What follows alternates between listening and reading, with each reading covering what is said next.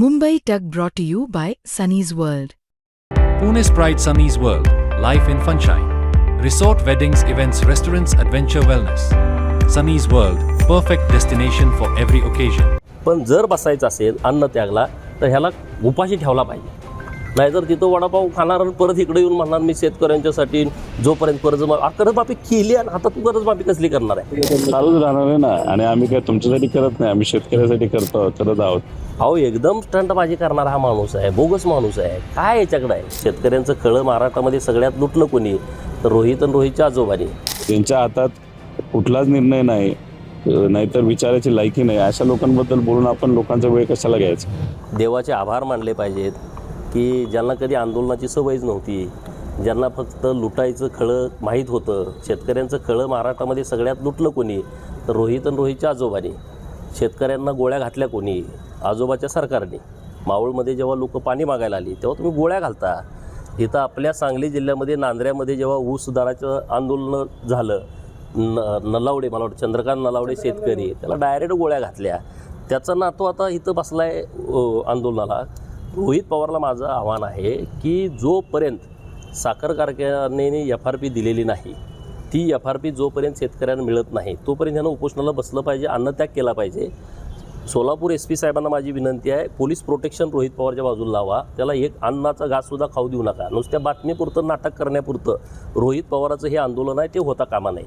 त्याला 11 दिवस 15 दिवस जोपर्यंत शेतकऱ्याची FRP मिळत नाही, कारखानदार हेच आहेत, ते सगळी FRP जोपर्यंत मिळत नाही तोपर्यंत ह्याचं उपोषण चालू राहिलं पाहिजे.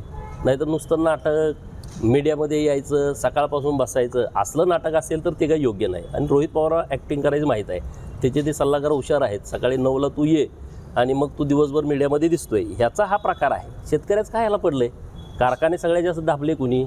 रोहित पवारांनी. कुणाचे कारखाने आहेत? शेतकऱ्यांचे. सभासदाच्या फीमधून उभारलेले कारखाने 6 कोटीपासून ह्यांनी ढापलेत. 100-100, 200-200 कोटीचे कारखाने. कशाला रे तुम्ही हे नाटक करताय? हे काय पिक्चरचं शूटिंग चालू आहे? हे काय नटरंग पिक्चरचं शूटिंग आहे? तिथं तू ॲक्टिंग करायला गेलायस. आणि मला समाधान हा बसला पाहिजे. तिथं लोक रोज ह्यांच्या विरोधात आंदोलन करत होते. बसू द्या ना याला महिना 2 महिने, काय फरक पडतोय. शेतकऱ्याचं हित आमच्या सरकारला माहीत आहे. रोहितनं ॲक्टिंग करायची आवश्यकता नाही. आणि जर खरंच आंदोलन करायचं आहे, जोपर्यंत हे सगळे निर्णय होत नाहीत, जेवढे कारखाने तू ढापलेत ते पहिले सभासदाच्या नावावर कर.